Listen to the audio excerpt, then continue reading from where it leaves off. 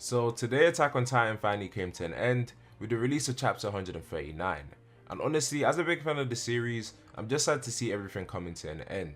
I know there's been a lot of different opinions in regards to the ending of this much loved series, which people are definitely entitled to, and this isn't a video trying to prove people to think otherwise.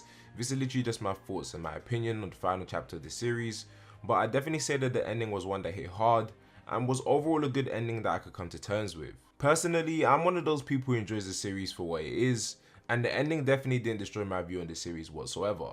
I still think Attack on Titan is an amazing series and it will always be close to my heart. I'll definitely say though that I do think things could have ended on a much better note if we had one or two more chapters to wrap things up. But in regard to the details of the final chapter and what took place, I guess I'll just briefly go over some stuff I enjoyed and thought could have been better, and just give my take on what I thought Isayama was trying to convey with this final chapter. First things first, the path scene with Eren and Armin.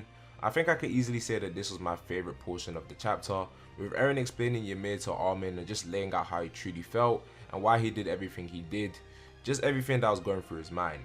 We got a reminder of who Eren truly is as a character, and that he was just putting up this cold, heartless exterior to get himself to go through the rumbling, which a lot of people fell in love with, and I'm guilty of it too. I did definitely feel like this Eren who was putting on this act was much cooler than the other Eren. However, this final chapter once again shows us that Eren's human and he never really changed deep down.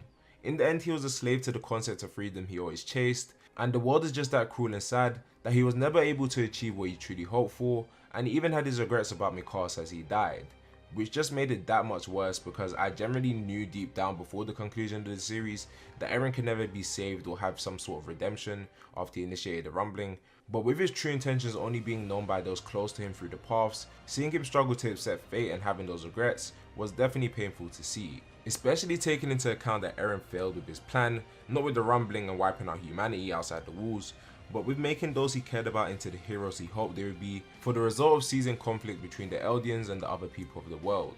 Having all of them team up to defeat Eren didn't solve everything like he wanted, but it definitely gives them a chance to do so in future while they work out their issues with the rest of the world. And honestly, that's just how humanity is. There's always going to be conflict and there's always going to be issues, but what can you really do about it? And I definitely feel that just throughout the chapter, everything was just bittersweet. I feel like some people's character arcs wrapped up sort of fast and in a kind of shallow manner, but I did enjoy the moments where Armin and Mikasa had their time with Eren, be it in the past or next to the tree.